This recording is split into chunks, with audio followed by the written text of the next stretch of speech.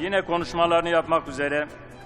Hüdapar Genel Başkan Yardımcısı Sayın Serkan Ramanlı'yı kürsüye davet ediyorum. Buyurun.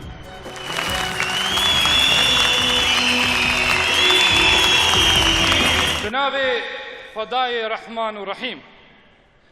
birêz serokê me giştî, endam û rêveberê doza azad,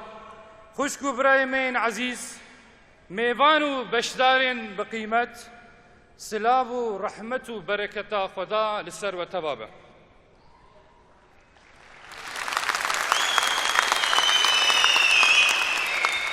Pêncemîn Kongreya me ya Asayî li me û li hemû gelê me pîroz û mübarek be. Beriya xeftina xwe ez dixwazim bi çend kelîma berxwedana Filistîn, berxwedana Xeze bên me bîra me. Bijî berxwedana mazlûma, bijî berxwedana Xeze, bijî berxwedana însanî.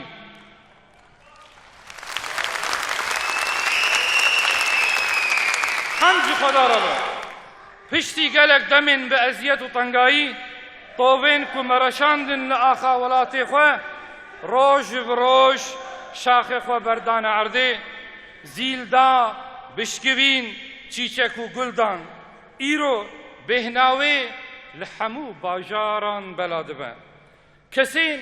ku hêviya şînbûnê ji tov û bizrê vê dawê nedikirin, îro lê heyran mane. Kesê ku hêviya geşbûn û mezinbûnê ji dara vê dawê nedikirin, îro mat mane.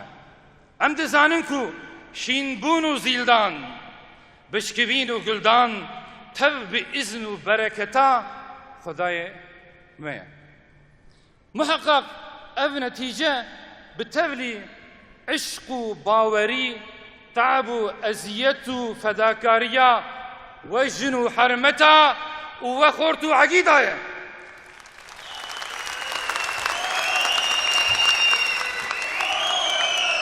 Bêşubhe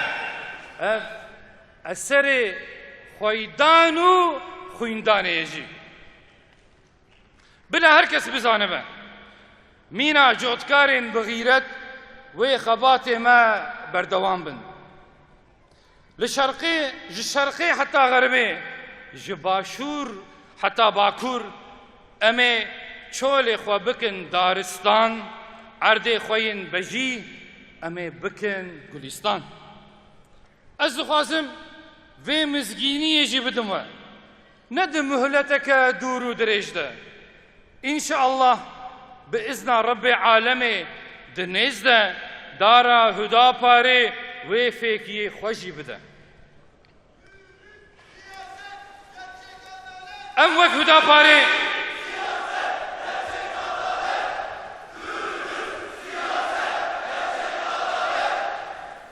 em wek Hüdaparê heta doho tenê me xwe temsîl dikir. û tenê mesuliyeta me distûyê me de bû, tenê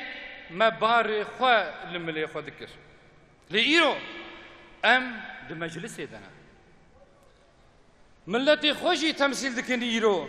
û barê gelê me jî li ser milê me ye.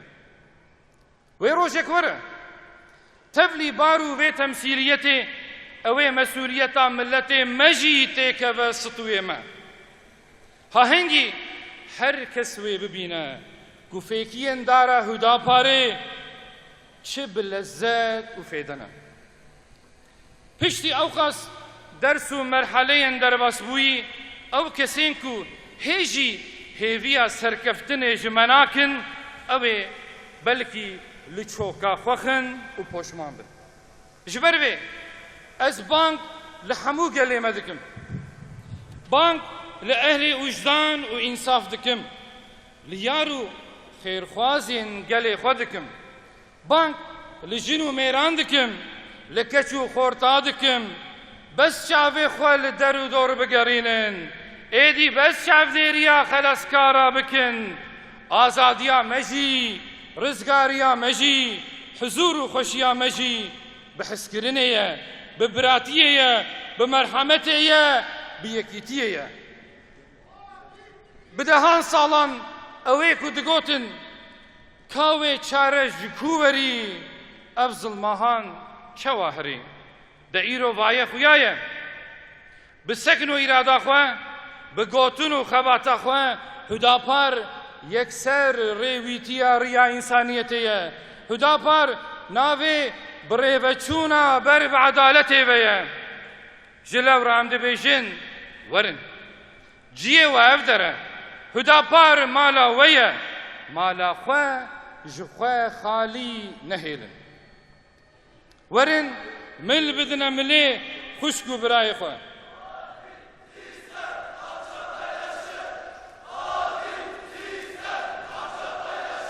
گلی میوانم روش در باسته بن مه در باسته بن سال در باسته بن لهجی برین ما و نخوشین مرحت نابن و ما ترک ناکن اف زیده 100 سالیه کو جهالت فقیری و اختلاف پشتا مشکان دیه وكو بديع زمان سعيد كرديش مرة تعريف كريه ام خوا باتفاقه بمعرفته بصناعته بخملينن داكو ملتي خوا جوان ايشو برينا خلاص بكن ما تجربه كريه وفهم كريه كو د اتفاق د قوات د اتحاد د حياه د براتيه د سعادات د حكومته د سلامت هي امي وريسا اتحاد ومحبة قوي بقرن لورا چاره هر اوان ده هنگي امي تكميل بكن دين ودولات تحصيل بكن علم وحكمت وخوا جبن لومين احمد خاني ايدي خلاص بكن قالي حاضروا قهدارا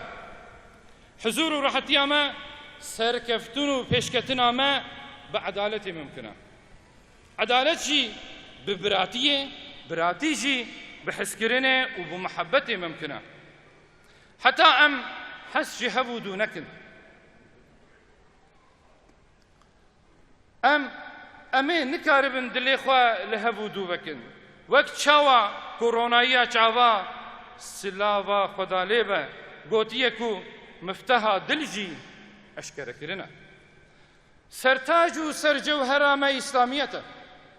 أو دعوة عدالة وبراتية لمدكة أمري حسكرنو محبتي لمدكة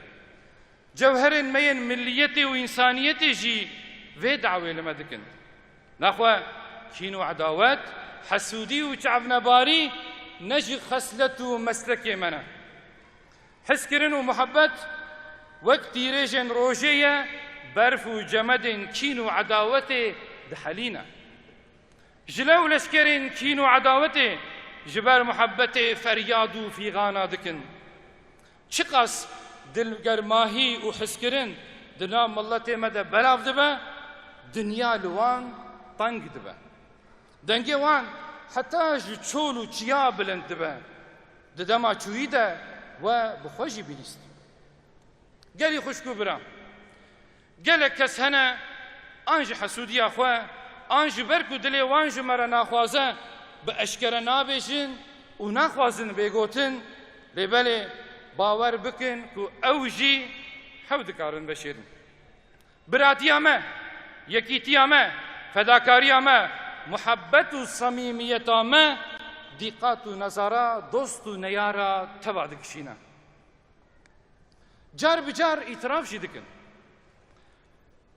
خوزيا خو بمتينه لازمه اموان وصف اوصاف خو هندانكن حتى كو ام جهندن فصل فورتا بري خو ندن حراميه وتنزل المنفعتين شخصينكن هربچه امي مزن ببن پیشیامه بکریه وان شاء الله کس نکاره پیشیامه بگره لورن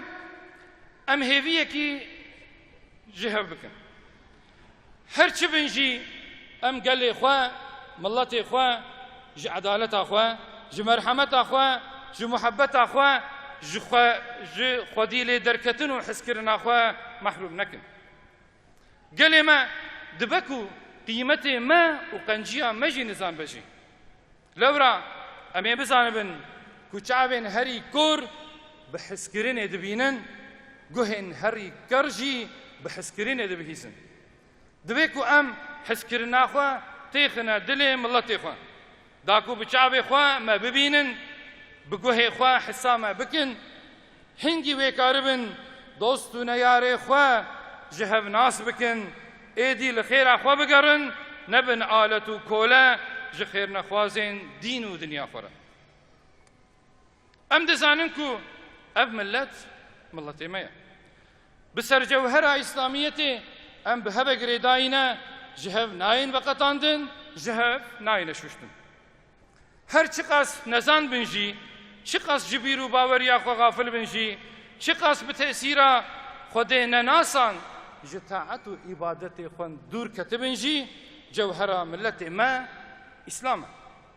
محافظه کرنا جواتی و نخاسم نسلانو جحرامی و پیسیتایی و جفکر خراب خباتا انشاء کرنا شخصیتك ببیر و باوری حق وانا دستوية مدى يادن بجوهرة مليتي ام بهبه قريداينا جهب ناينا فقطاندن وجهب ناينا شوشتن فلاكتا انكار و اسيميلاسيونك و بده سالان بسرمه ده هاتيه پرچقاندن مهاجري فقيري كشتن گرتن زندان قلما جهشو عاقل كريا خدي دركتنا الحق وحقوقي قلما ده پروردهي و خدمت فرميده مدافعه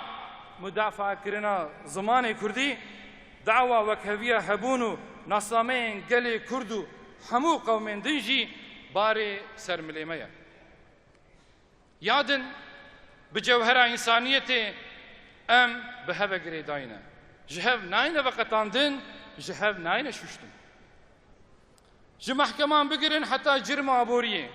جه نخوشخانه و مكتبان بگرن حتى دبار و إدارة جار و فقيرة جه خباتن در حق جنان جوانان و اختياران بگرن حتى خدمت شاردارية ده دعوة كرنا عدالته مسلك و وظيفة ميا بخوزيها بي خبات كس نقشتيا مرات لبس خباتك بزانبون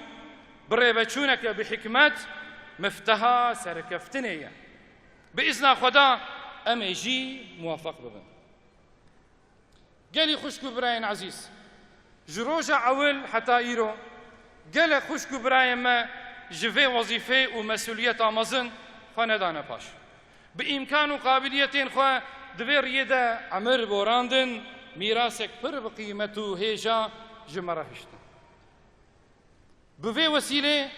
أزوان عزيزان برحمة ورزداري ببيرتينم أمجي نكو تني بيجن أفجار ورن أم بهفر بيجن هر جار هدابار هر جار